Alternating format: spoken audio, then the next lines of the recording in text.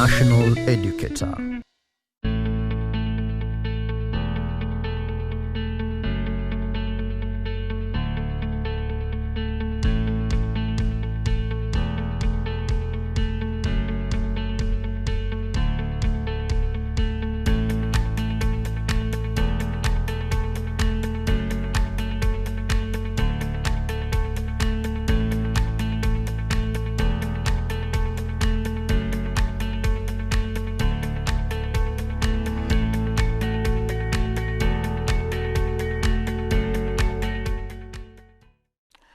Hello learners, I am teacher Thaddeus Baluka, and today we are going to deal with secondary chemistry revision lesson 1.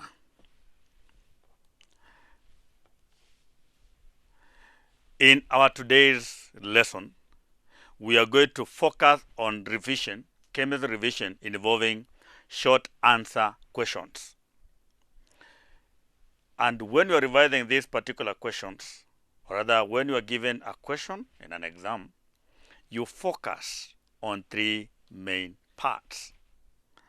And that is what is tested, how it is tested, and what is expected.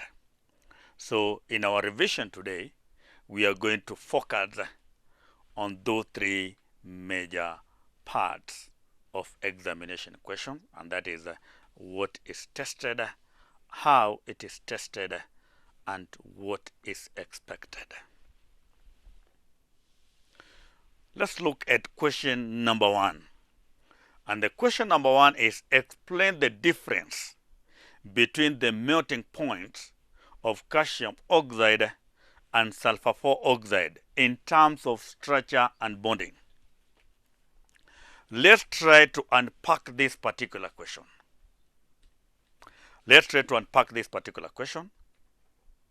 And as we unpack this particular question, in these particular questions, the students are supposed to demonstrate the understanding of the difference in melting points of giant ionic structure and molecular structures in terms of the forces of attraction.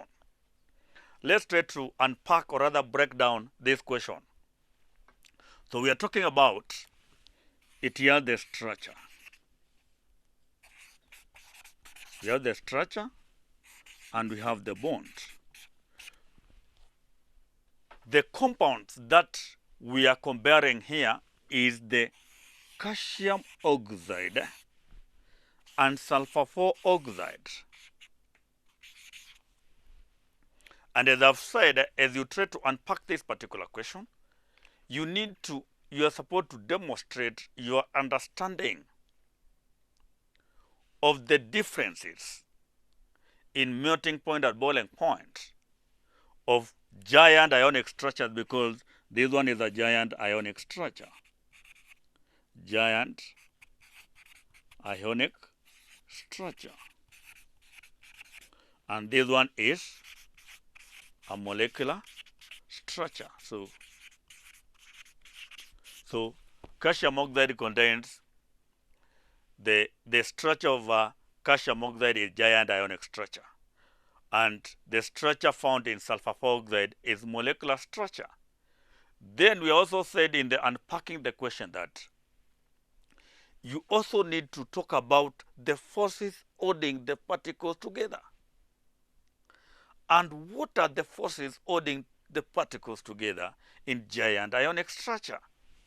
The ionic bond, and this one is a strong ionic bond. So what are the forces holding the particles together here? Here we have the weak van der